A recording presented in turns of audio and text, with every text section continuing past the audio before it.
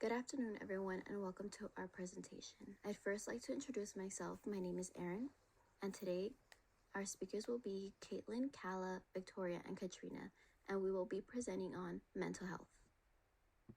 In this presentation, we will be defining what mental health is and some of the contributing factors that cause mental health illnesses. We will be discussing how mental health impacts the public in general and in the context of COVID-19. We will also be describing a variety of mental illnesses and the organizations and groups that are actively addressing these problems. In addition, we will be explaining how we can address mental health with those around us. Lastly, we will be sharing some resources for those who are seeking support. Mental health affects how we think, feel, and act as we cope with life. It deals with so many features of our minds, such as emotional, psychological, and social. Therefore, it can affect how we present ourselves with our friends, family, coworkers, etc. It also helps determine how we are going to communicate with others and react the ways we do in certain situations. We all cope with situations differently, and our mental health can determine the condition we are in to deal with these circumstances. What causes contributes to mental health issues? First, trauma or abuse. Trauma or abuse can come from our childhood experiencing a traumatic event that led to this point where you don't feel at ease with yourself. Individuals who have gone through abuse or other trauma are at a higher risk of developing depression, post-traumatic stress disorder, or even anxiety from mental abuse. Second, discrimination and stigma. How can that even have an impact? Some may ask. However, particularly people of color such as African Americans, Hispanics, and Middle Easterns receive the most criticism and most discrimination against their skin color. Most people from these parties experience life differently from those whose lives have not been devalued, leading to trauma leading to mental illness. Third, financial disruptions. Struggling financially can lead to stress. Not being able to bring any form of income into your household or to keep your stable leads to stress that has made a big impact on many people's lives. As a college student and a child who came from a single mother raising 6 kids on her own, I got first-hand experience and witnessed the stress my mother would go through alone. Fourth, loneliness leads to depression. If an individual keeps himself isolated away from socializing, it can cause depression. Loneliness is shown can be caused by different factors such as a low self-esteem, a lack of social interaction during childhood or adolescence. In the LGBTQ+ community, individuals face common health issues, including depression, anxiety, PTSD, and high suicide rates, based on psychological impact of harmful experiences. LGBTQ+ youth took Mental Health America's screening and tested positive for moderate to severe mental health conditions, the most common being eating disorders. Different racial and ethnic minority groups have mental health disorders, where depression rates are lower in Blacks and Hispanics than in whites, but depression is more persistent in Blacks and Hispanics. American Indians report higher rates of PTSD and alcohol dependence compared to any other racial or ethnic group. What is important to note is that a lack of cultural understanding has been a great issue with healthcare providers providing misdiagnosis or underdiagnosis of mental health issues to these diverse populations. In the military, veterans can have trouble getting back in the normal routine of life, and many feel a lack of control, but stress and emotional impact is the biggest barrier. The most severe impacts include excessive alcohol and substance abuse, depression, and emotional numbness. Youth mental health is getting worse each year, with severe depression rising.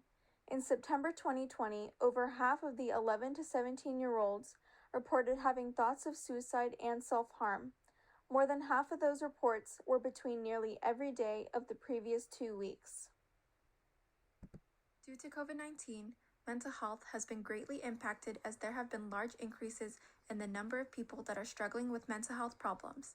Between January and June of 2019, 11% of adults reported to show symptoms of anxiety and depressive disorder, but in January of 2021, 41% reported to show symptoms of the same mental illnesses.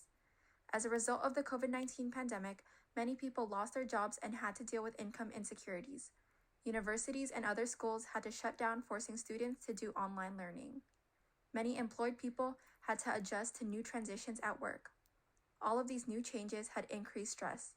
For essential workers, These transitions were difficult to cope with as they were unable to social distance due to the demands of their career. Mental illness is a condition that affects the way a person thinks or feels. These conditions can result from linking causes such as genetics, environment, and lifestyle influence. Some main types of mental disorders are anxiety disorders. This is the feeling of intense fear and distress, which becomes overwhelming and prevents people from doing everyday activity. This disorder includes emotional and physical symptoms such as lack of concentration, racing thoughts, sweating, fatigue, and restlessness. Another one is attention deficit hyperactivity disorder. It's a condition which has characteristics such as inattention, hyperactivity, and impulsivity. Some symptoms are inability to focus, being extremely active, and ability to control behavior. Another disorder would be mood disorders. Depressive disorder is one of them, and it includes emotional and physical symptoms such as including sadness, weight loss, energy, difficult sleeping, loss of interest, and thoughts of suicide. And this requires understanding and medical care. Another one's bipolar disorder. It's a shift in a person's mood, energy, and ability to think clearly. This disorder includes similar symptoms to depression, but also includes experiencing bipolar experience of high and low moods known as mania. There are many other common mental health illnesses, and it's important to learn about these similar symptoms so you can help someone out, so they can get professional help and they can get diagnosed and get the right treatments to help them. Addressing mental health within different groups. How to help. First, listen without judgments. There are many forms of how to address and help another individual cope with their mental health, but there are certain techniques on how to do these approaches because if done in the wrong manner or in the wrong tone, the individual will feel that form of tension coming from your energy. Second, ask what can help. Ask the individual what can help them, such as offering them what you can do to help them feel better and what can help them feel more comfortable as well. Many individuals are afraid to ask for anything, for purposes such as not wanting to feel like a bug to the other person, so they rather keep quiet and suffer in silence. Third, reassurance. Reassure the individual that you are there, that you are present listening to them and acknowledging what they are telling you. Reassure them that you are there for them. Fourth, be open-minded. You must be open-minded about the situation and not compare it to other situations. Understand that the individual is not weak-minded. They cope with situations differently. Fifth, know your limits. Be mindful of what you tell the individual because at any given point, whether you know it or not, they may be at their exploding point and you may not know what that can lead to, whether to be hard themselves or even possibly harm you. 6. Encouragement. It may be hard for the individual to seek help on their own. When the timing is right, encourage the individual to seek counseling. Approach the individual in a respectful and delicate manner where they will not feel offended for the opinion you offered. When supporting a friend or loved one struggling with their mental health, there are so many ways to go about it. One of the most important tips to remember is to not overwhelm them. Plenty of us have had those days where we want to relax on our own and have a day to ourselves. So, if that is the case, when you try to invite a friend out one day and they say no, don't make them feel pressured to come out or feel bad for not going. They will appreciate the gesture more if they know they're able to say no to you without feeling guilty for not attending. Another great way to help support them is by trying to understand their situation. Attending classes or even just reading up on what type of mental illness they are going through will help you to be able to support them as well as know how to handle situations where they may need serious help. Learning easy coping mechanisms is great because if you're around or a phone call away when they are potentially having an ordeal, you can help guide them through it and possibly help them relax as well. There will always be organizations addressing mental health. One of them is National Alliance on Mental Health Illness, and it's the nation's largest mental health nonprofit organization. Their goal is to build better lives for people affected by mental illness. They have education classes such as NAMI Basics, NAMI Family to Family, NAMI Peer-to-Peer, NAMI Provider. Apart from NAMI, though, there's the National Institute of Mental Health, which is the leading federal agency for research on mental health disorders. Their research is focused on better understanding mental illnesses and finding treatments for them. Another one is Mental Health America, and it is a nonprofit organization whose goal is to address the needs of individuals dealing with mental illnesses in order to promote overall mental well-being. Lastly, it's the Child Mind Institute is another organization, and they actively address mental health. Their mission is to transform the lives of children, families, and communities that have struggled with mental disorders and learning disabilities. Life on campus focuses on alcohol, substance abuse, and depression, balancing work and school, boosting school performance with self-care, dealing with homesickness, roommate problems, stress of planning future, and how to talk to professors about mental health, along with talking about important issues during COVID-19, like how to handle college graduation, remote college, and moving back home from college. I Don't Mind is a mental health program that's goal is to open people up about their mental health, where they have the opportunity to speak to a therapist and take mental health screenings. The Bell Seal for Workplace Mental Health is a certificate program to recognize employers who are committed to creating a healthy workplace. 1 in 5 employees will experience mental health issues in a given year and believe all will benefit from a psychologically safe workplace. Screening to Supports is an interactive online space where individuals are able to take 1 of 9 clinically validated mental health screenings to better understand their mental health. You can learn more about mental health information and psychoeducation, and different treatment options and referrals. It's My Life Social Self-Directed Care is a program intended for those with severe mental illness. It contains evidence-based practices and self-care initiatives to build support and company on their recovery. When it comes to trying to improve your mental health, you have to set goals. Some try and take this time to focus on their physical health. Others find new hobbies or interests. The main goal, though, is to focus on yourself. Not focus too much on work, family, or friends, etc. Of course, they should be involved in your process, but they cannot be distractions to get you to where you need to be. Spending time with yourself as well as friends, families, or any activities is great because you're able to spend time focusing on what you like and want as well as not isolating yourself. Some ideas when trying to improve your mental health could include working out, eating right, meditating, developing coping mechanisms, getting enough sleep, connecting with others, and practicing gratitude every day. Here you will see many resources and numbers that you or someone you love may need. There are many people out there, even strangers, that are willing and wanting to help you through any situation you or someone you know may be going through.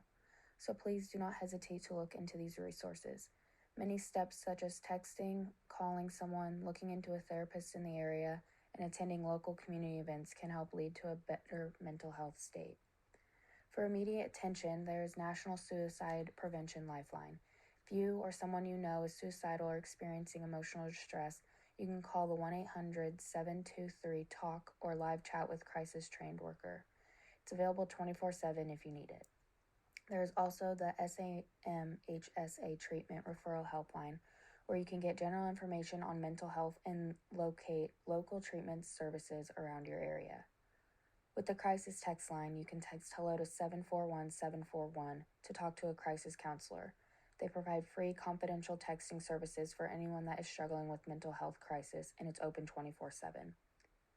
Through BetterHelp, an individual struggling with life's challenges can easily access licensed and experienced counselors.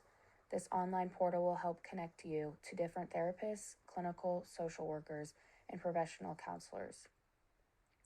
Those seeking help can also look at resources offered in their communities, from local mental health clinics to doctors and physicians. It is likely that there are many resources available in your area. For any emergency that is life-threatening or needs immediate attention, remember to call 911. At CSULB, we have a range of resources available to us. Starting with our counseling and psychological services, also known as CAPS, we have crisis assistance available to us, where we can speak to an on-call counselor about any crisis we are facing. We can either call the number 562-985-4001, or if we are on campus, we can head over to Brotman Hall, room 226. CAPS also provides students with counseling services. They offer group counseling and therapy groups where students can learn about themselves and interact with others in a safe environment. Another program available to us is Beachbuddy, which is a peer mentoring program that provides students the opportunity to connect with other students for mental support and mental health resources. Lastly, our school has Project Ocean, which stands for On-Campus Emergency Assistance Network, and this peer education program was created to educate the campus on suicide prevention as well as promote mental health awareness. Part of their mission is to reduce stigma and increase help-seeking behavior.